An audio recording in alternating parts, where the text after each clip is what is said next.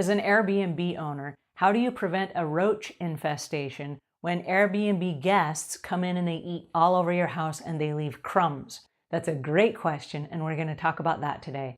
Hi there, I'm Angela Brown, and this is Ask a House Cleaner. This is a show where you get to ask a house cleaning question, and I get to help you find an answer. Now, today's show is brought to us by a brand new Facebook group that we have created for cleaners of Airbnb or VRBO, which is Vacation Rental by Owner, short-term rentals. And it's either for the hosts themselves that does their own cleaning or for the cleaners that they hire. So it's all about cleaning tips for your Airbnb or your VRBO. I know, that's a lot of acronyms. And I will leave links in the show notes to that so you can come over and join us. All right, so today the question is about roach infestation. You have guests and they come and they stay for a week and they eat potato chips and cookies and stuff all over the house and they leave crumbs, and that encourages roaches. How do you get rid of the roaches? There are about 4 different ways that we can prevent roaches from coming in. The first one is an exterior barrier of pest control that a pest control service can come put on the perimeter of your apartment or your building or your home. Now, I would recommend that you have this done on a regular basis. And as an Airbnb owner, this is going to be one of your tax-deductible business expenses. It is not an option for guests to come to your house and have your house infested with roaches. That is not a good thing.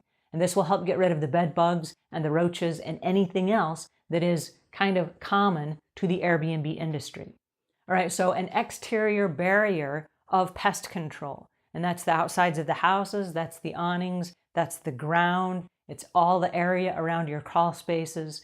It's an exterior perimeter barrier. All right, the next one is to close up all of the vents. So there are vents in the crawl spaces around your house, and there are mice that can chew through those and they can climb in and come up through the pipes and what have you.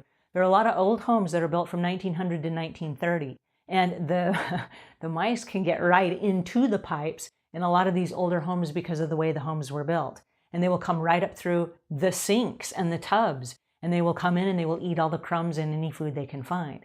So you want to make sure that all of the areas around the outside of your house are sealed and blocked. And we did this exercise in my own home. We went around with some silicone and we plugged up all of the holes where snakes or mice could get in.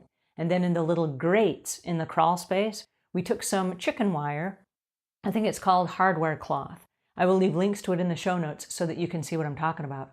But we just cut little squares of it, and then we used zip ties to replace and repair all of the vents where mice had chewed through.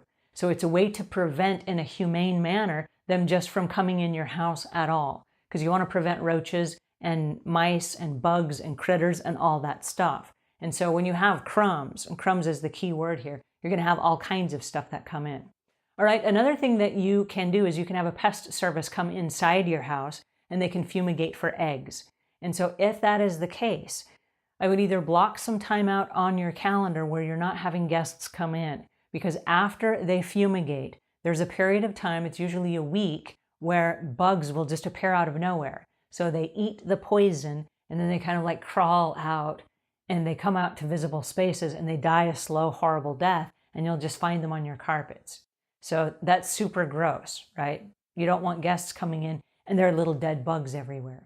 Now, there are times when cleaning companies have come in and they found all the bugs and they've cleaned everything up. Then they leave and new guests come in and there are new dead roaches on the floor and they take pictures and they're like, ah! Okay, so you got to be careful of that. I would just block out the calendar week and not have any guests come so that you can make sure all of that is eradicated. All right, the next option is to, and this is really a simple solution, but to have a closet that is available to the guests. And this is a cleaning closet. And so in this closet, I would put a vacuum and a mop and a broom and a bucket of cleaning supplies. Now, here's the reality. There are lots of Airbnb owners across the country that will go stay at other Airbnb owners' places. And instead of just giving you a bad rating and review, they know what you're going through. So they walk in and they see something, they're like, this is not acceptable. And they'll call the host, and the host is like, we just fumigated a week ago. We thought we'd cleared everything up. The host will be like, hey, no problem. I'll just vacuum up what I see. And so it gives them the opportunity to vacuum up if there are some bugs or something. Also, if there are guests and they do leave a mess, they have 5, 6, 8 people in there and they're having pizza and food and crackers and cookies and chips and whatever, and they leave chips everywhere, it gives a chance for them to go ahead and clean up after themselves. There are lots of people, if they're going to be there for a week, they don't want crumbs and stuff all over for a week. And you can just let them know, hey, there's a vacuum in this closet, so that if you leave a mess or something, you can vacuum it up so that bugs and stuff don't come in. Nobody wants bugs and ants and roaches and stuff to come in and eat their food. That's just icky, right? So leave them the opportunity that they can clean up after themselves. Now, most people don't want to come to your house to clean. That's not what they're coming to do. They're coming to hang out and have a good time. But I've gone to plenty of Airbnbs over the years where when I walk in, my husband is the first to bring out the vacuum and the cleaning caddy and, hey, I found this in the kitchen. This might be helpful. And I'm like, yeah, as a matter of fact, we need to wipe a few things down. So if it's not up to standard, your place certainly should be, but give the guests the option. They're not coming to clean, but give them the option. So have a cleaning closet. And the Shark Duo, the Rocket Duo, is kind of the product that's recommended for guests. It's lightweight, it has great suction, it's easy for guests to use. I'll leave links in the show notes to that as well, so you can just see a list of everything that I'm talking about. But that would make it easy for a guest to help you keep rid of bugs and stuff like that. If for any reason you get complaints about bugs, that is something you absolutely have to deal with. And so that's either going to be a discount to the customer or a refund of their money.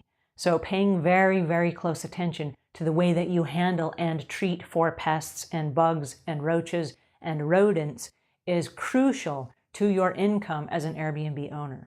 So if you have a roach infestation, block out your calendar right now and get rid of all of that. Put out your perimeter barriers so that it doesn't happen again. And then leave an option for your guests so that they can clean up after themselves, which will discourage bugs from coming in. Alrighty, that's my 2 cents for today. And until we meet again, leave the world a cleaner place than when you found it.